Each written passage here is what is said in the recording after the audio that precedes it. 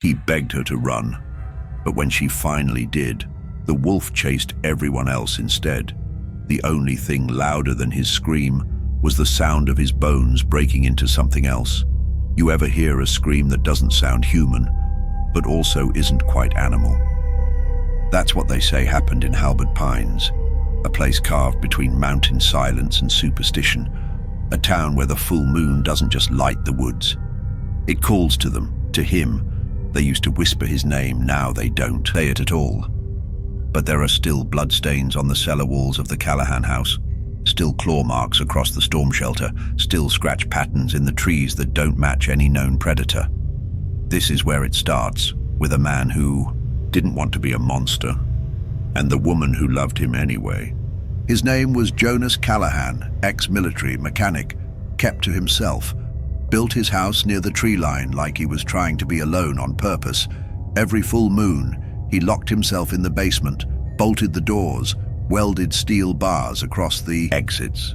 No one in town really knew why. Some thought PTSD, some thought prison time, some thought he was just crazy, until the night the power went out that night. She saw everything. Her name was May, and she wasn't supposed to be there. She was the sheriff's daughter. Smart, soft-spoken, always reading under that one busted street lamp near the edge of town. She believed in monsters, but only the kind in books. Jonas had tried to keep his distance. But you know how love is. It doesn't ask permission. And so she stayed, even when the growling started under the floorboards, even when the locks buckled, even when the moon turned blood red and the air went cold and he screamed like his soul was being ripped out of him. It wasn't a scream of rage, it was grief. Because every month Jonas died and something else wore his skin, and then May made the one mistake she never should have made. She opened the door. He should have torn her apart. He should have leapt at her, jaws wide, claws ready, but he didn't. He stopped because she touched him, right on the chest, right over where his heart used to beat like a man's. And the beast flinched, its claws trembled, its yellow eyes flickered, and for a moment, just a moment, Jonas came back. The wolf didn't kill her. Instead, it ran into the woods. Now the town's waking up. Now hunters are whispering again. Now a government van is parked at the edge of the highway with blacked out windows and a satellite dish the size of a car hood. Whatever happened in that house wasn't natural, and May, she's not just afraid anymore. She's in love, but she knows something else now, something no one's ready to hear. The more he remembers her, the less he remembers everyone else. A wolf that remembers love forgets everything else, even mercy. 2 weeks earlier, the journal May found beneath the cellar floorboards wasn't just filled with rants or madness. It was Jonas's curse diary, and it read more like a confession than a record. I was bit in Fallujah, not by a man, not by a dog. It had too many teeth. Its eyes glowed before the moon rose. The corpses didn't rot. I brought it home. I brought it home in me. May's fingers trembled as she turned the pages. Each entry got worse, not just in tone, in language. The handwriting began neat, clear, until by page 10 it was jagged, looping in animal-like scratches. Words bled together. Then full lines of text began to vanish, not erased, just missing, like they were eaten. By the time she reached the final page, all it said was, "Don't let me remember." The town of Halbert Pines, meanwhile, had its own stories. Old folk called it bloodbound syndrome, a cursed condition where werewolves who grow emotionally attached to a person don't just resist transformation. They mutate. They start to develop selective empathy, and that's the worst kind of monster, one that can choose who lives. After that night in the cellar, after May touched him and he didn't maul her, Jonas didn't sleep. He stared at the woods from his back porch, eyes yellow, skin pale, fingernails like chipped obsidian. The moon hadn't even risen yet, and the transformation had already begun beneath his skin like a cancer he could feel growing, and he could still smell her heartbeat, her tears, her hope. Hope was dangerous, so Jonas did what he always did when the curse felt near. He left, drove out to the logging roads, miles into the hills. He tried to chain himself to an iron pipe buried in concrete, but this time the chains didn't hold. The moon rose early. May found the wreckage of his truck the next morning. No blood, just claw marks down the seatbelts, deep footprints leading into the snow, and something else. A locket. Her locket, the one she wore since she was 13. The one her mother gave her before she died. How Jonas had gotten it, she didn't know, but he had it, and he left it behind. That night, 5 miles east of town, a hunter's camp was torn to shreds. 3 bodies, 1 survivor, a kid, maybe 12. Said the monster sniffed them out, said it walked past him, looked him in the eyes, and kept going. Said it looked sad. Sheriff Maddox, May's father, issued a dusk curfew, put out an APB on Jonas Callahan, but May knew the truth. Jonas was gone. What was left was the wolf. And the wolf wasn't mindless anymore. It felt, it chose. And every night it remembered May. It remembered less of the man he once was. That's when the government van rolled in, and the men in it weren't here to save Jonas. They were here to study him or kill him. Cut to Jonas in the woods, whispering through shattered teeth as the moon rises again, "Don't come near me, don't let me feel you, because if I remember, I won't stop next time." Back in town, May starts her own search, not just for Jonas, but for the origin of this curse. She uncovers tales buried in church records, an old VHS tape from a preacher turned occultist who swore the curse was older than the moon itself. They were guardians once, wolves that walked like men, bound to protect a soul they loved, until the love was too great, and the beast became the body. May plays the tape in her bedroom on screen. The preacher whispers his last words. If the wolf loves, the man dies. If the wolf is loved back, the world ends. The tape cuts to static. May slams it off, but the line lingers. The world ends. Could that really mean Jonas? Back in the woods, Jonas hears something, a branch snap, breath in the fog, and then her voice. "Jonas, it's me." He turns, eyes wild, fangs exposed, fur cracking from beneath his skin like bark from a cursed tree, but he doesn't attack. He drops to his knees, he clutches his head, and he sobs. May runs to him. She holds him, and for a moment, just like before, he stops changing.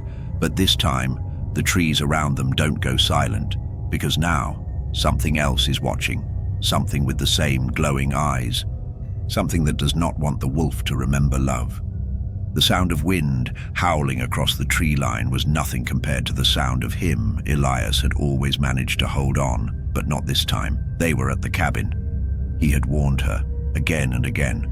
"Don't come here, not tonight, not when the moon is full." But love doesn't listen to warnings. It listens to heartbeat. She crept up the trail behind him, hood pulled tight, flashlight dimmed. She was sure she'd made no sound, and then she heard it. Not a howl, a scream, human, guttural, cracked down the middle. He was inside, and something was ripping out of him. Bones snapping like branches underfoot, a sound like wet towels being torn apart, a growl. But it started in a human throat. She froze at the cabin window, barely able to see through the fogged glass. But what she saw, it was him, half him. His back was bent like something had struck it with a sledgehammer from within. His arms were growing longer, the skin stretched, the muscles pulsed beneath it like they were trying to crawl away from the bones. And his, oh God, his face, the human part of it was still crying, still whispering, "No, not her, not her, please." And then he turned, even from behind the glass, his glowing yellow eyes locked onto her. She backed away, trembling, knowing she should run, but something told her not to. Not fear, not courage, recognition. She knew those eyes, knew that pain, knew that he was still fighting, and then he crashed through the cabin door. He didn't attack, not yet. His claws sank into the ground as he gritted and growled, neck twitching like he was at war with something inside his skin. She stepped forward, one step, then another, and the monster stopped dead in his tracks, breathing hard, shaking, eyes fixed on her like she was the moon itself, something untouchable, unreachable, but burning bright in his sky. She reached out a hand, and the growl stopped. His claws flexed, his breath steadied, and for a moment, just one impossible moment, Elias came back, not fully human, not fully beast, but still him. He collapsed to his knees, claws still extended, and whispered, actually whispered. "You came anyway," she nodded. Tears fell. "You're not gone," she said. He didn't reply. Couldn't. But when she touched his face, his half-transformed, fur-slick, horror-twisted face, the wolf flinched, not in rage, in sorrow. Then came the real tragedy. The world found out. Gunshots cracked. Through the forest like thunder, someone had followed them. A hunter, a neighbor, a ranger, or worse. Someone who already knew what Elias was. He turned toward the sound, instincts flaring. "No!" she cried. "They'll see you!" He snarled at her, not because he wanted to hurt her, but because he didn't want to lose control in front of her. He bolted into the trees, teeth bared, rage clawing out of every step. She followed again, because love doesn't run away from monsters, it chases them. By morning, the forest was crawling with men, flashlights slicing the mist, boots snapping branches that hadn't been touched in decades, dogs barking, not out of duty, but fear. They weren't here for him, they were here for it. The legend of Elkhaven had always whispered about the beast in the woods, but last night, someone caught it on video. Blurry, shaky footage, yellow eyes, a scream, and a girl's voice crying out a name, his name. That was all it took. The clip hit social media. Before the sun rose, by breakfast, it was being analyzed on horror forums. By noon, it was on news feeds. By nightfall, it was in government inboxes labeled "Urgent Containment Required." And she was on every screen, grainy but unmistakable, running into the forest after him. She wasn't afraid for herself. She was afraid for him, because now they weren't just hunting a werewolf. They were hunting her connection to him.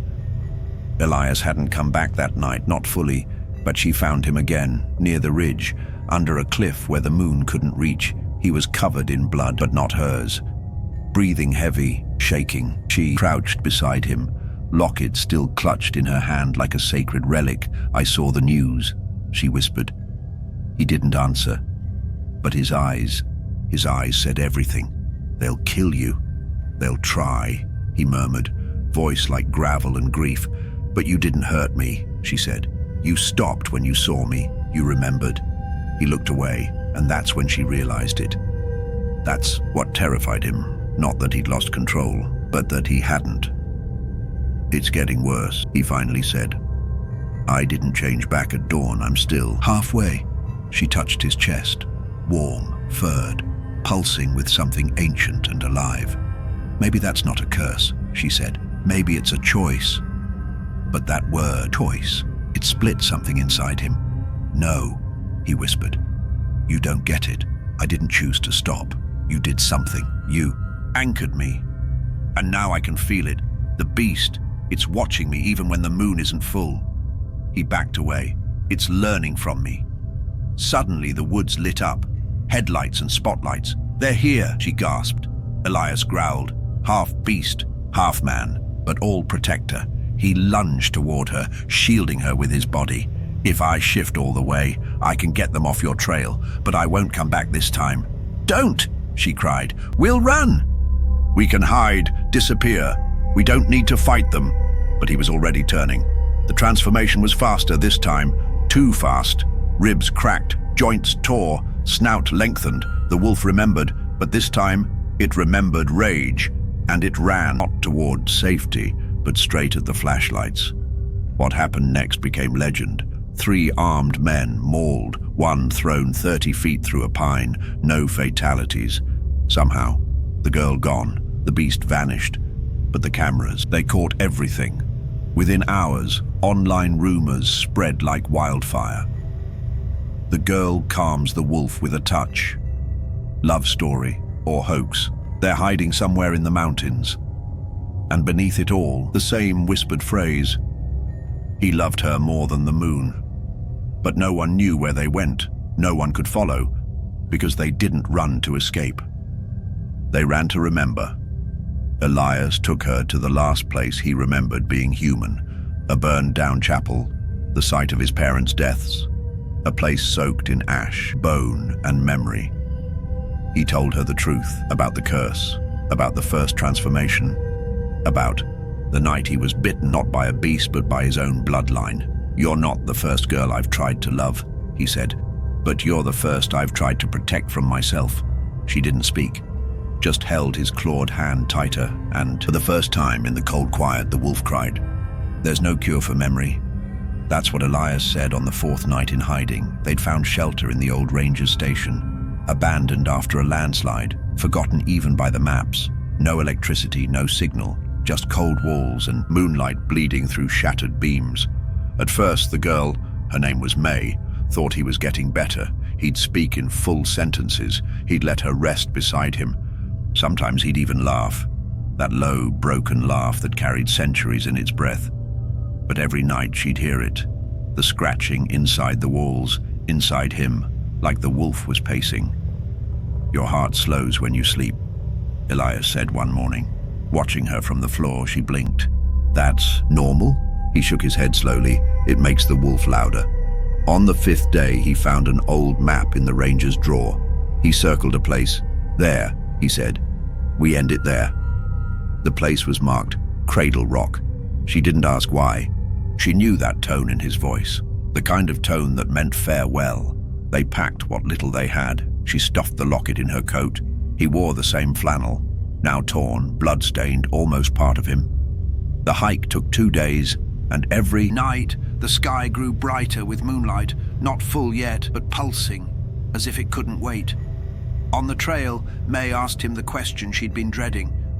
"What happens when we get there?" He didn't look at her. "Whatever you decide." "What? I decide? You're the only one who can stop it now."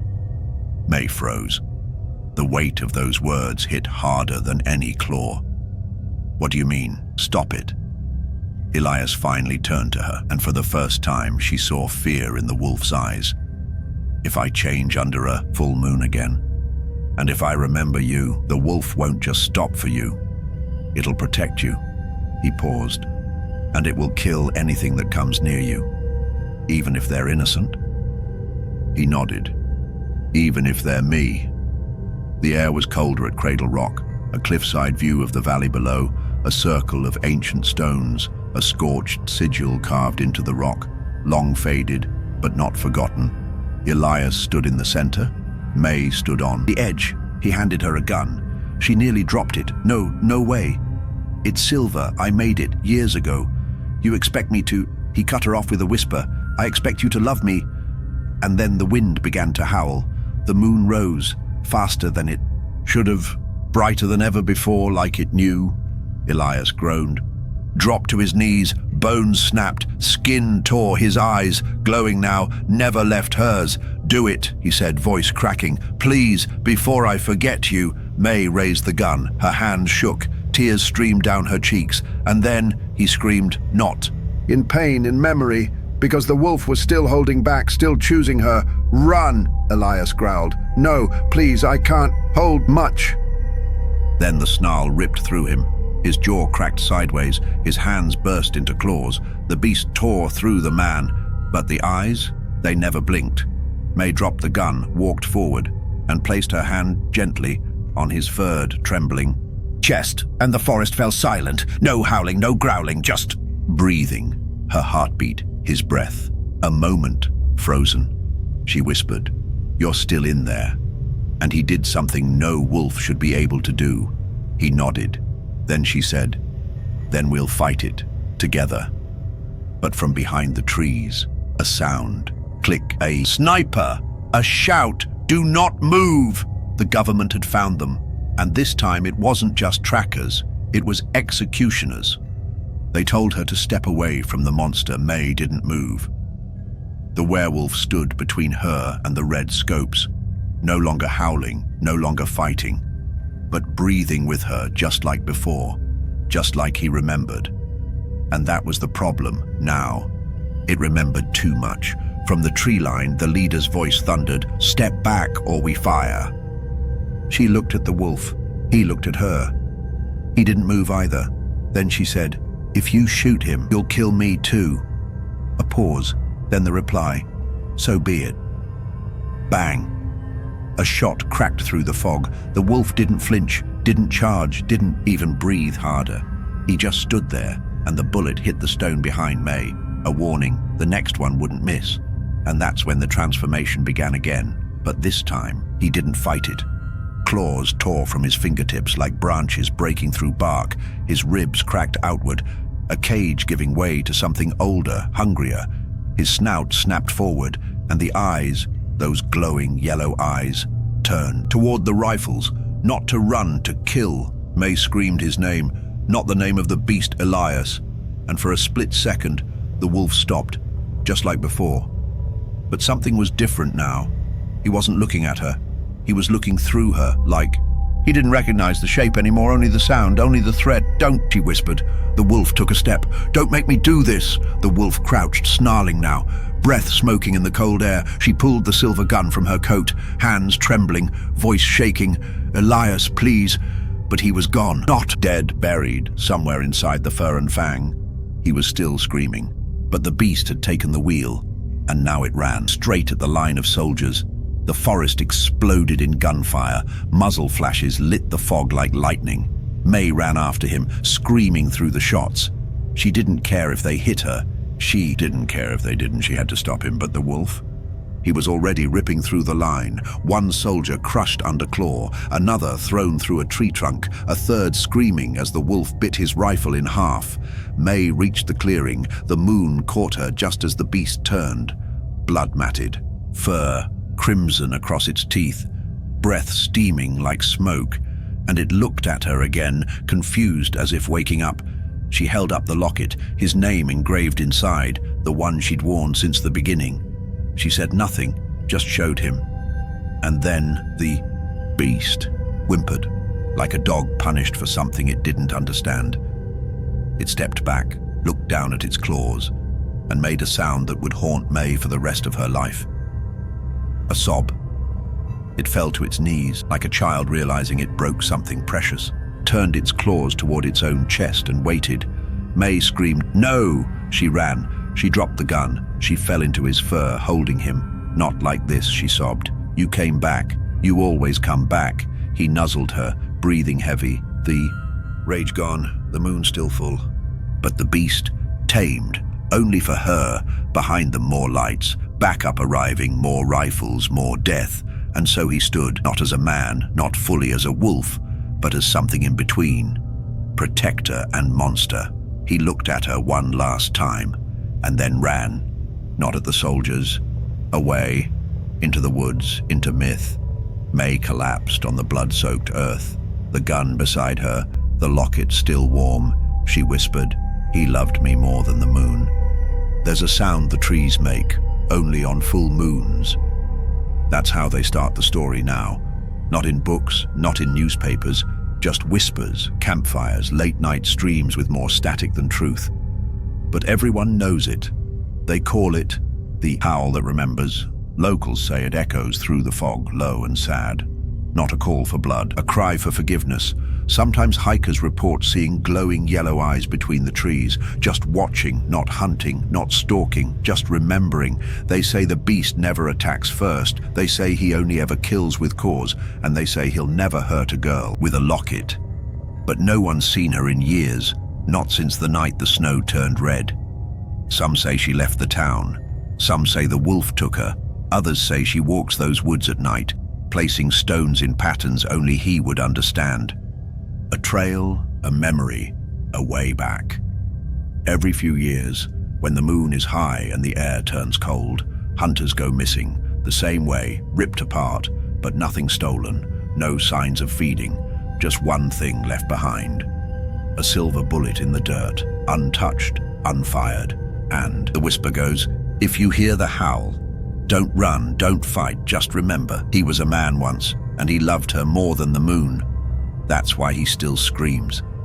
The forest had never seemed so quiet. Not even the birds dared to chirp anymore. For days they'd run, from torches, from bullet casings, from snarls that didn't belong to him.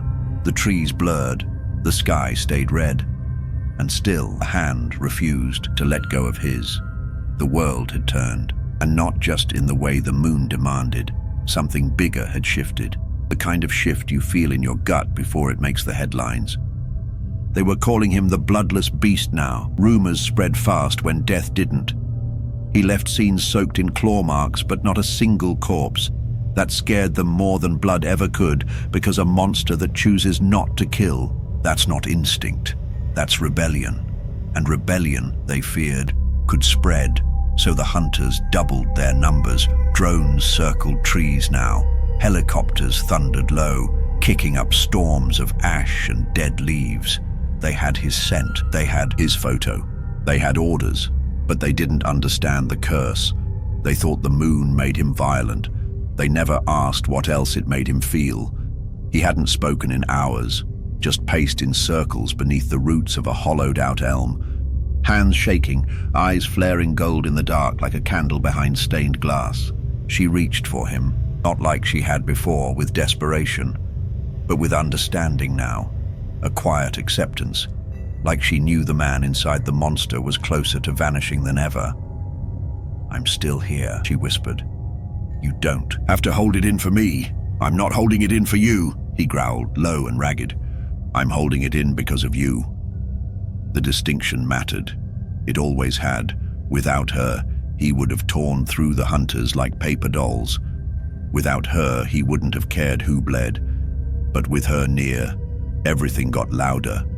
The screams, the urges, the guilt. Love didn't tame the wolf. It just made the man suffer longer. Night fell like a guillotine. A crack of gunfire split the quiet. They weren't far. This wasn't like before. Not a desperate escape, not a narrow dodge. This was planned. They were surrounded, herded like cattle towards something. He sniffed the air, ash, gasoline, metal, the scent of a trap. His teeth bared. "We go through," he said, voice not his own anymore. "Through what?" she asked, heart hammering, but he didn't answer, because the wolf was already waking. They burst into the clearing, the girl, the beast, and the smoke. Bright floodlights lit the glade like a stage. The moon stared down, indifferent. Across the field, figures moved in tandem. Men in black, masks pulled tight, weapons raised, target acquired. The voice boomed from a speaker. "Stand down and surrender the anomaly." She stepped in front of him. "You don't understand." She screamed, "He hasn't hurt anyone, he won't." "Mom," the voice returned, colder now. "Step aside."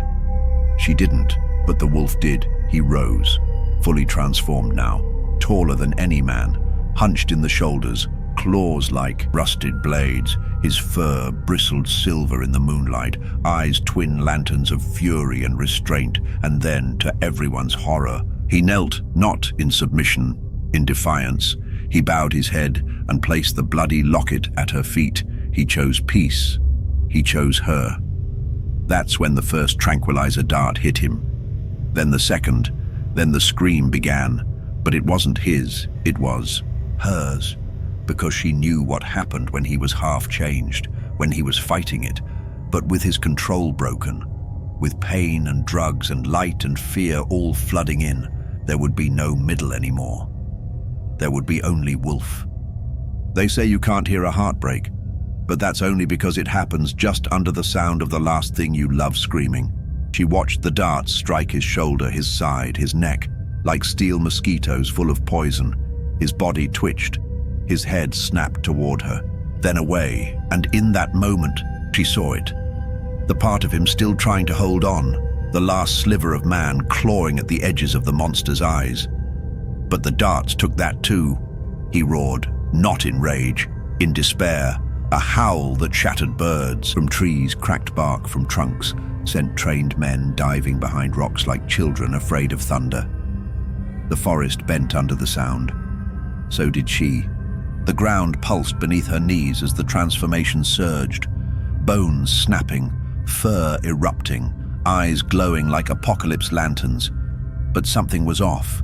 He didn't lunge. He staggered, clawed hands slammed into the ground as if trying to bury themselves. His own body fought back, not from the drugs, not from the pain, from the memory of her.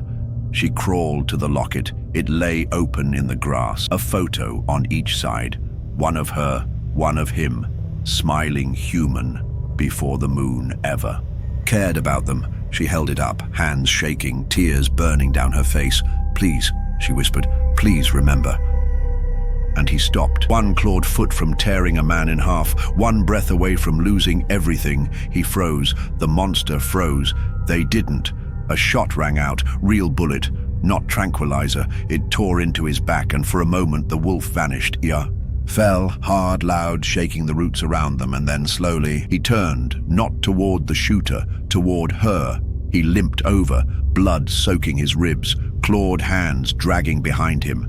Every movement a war between beast and boy. She ran to him, arms outstretched, crying now without shame. "I'm here," she said. "I'm here. I'm not leaving." He tried to speak. Just one word, just her name. But his mouth wasn't built for that anymore. So he did something else. He leaned in and placed his forehead gently against hers. The guns didn't fire. The forest held its breath. Even the moon seemed to dim. And then he spoke. Or maybe it wasn't. Words, maybe it was just intent, but she understood it all the same.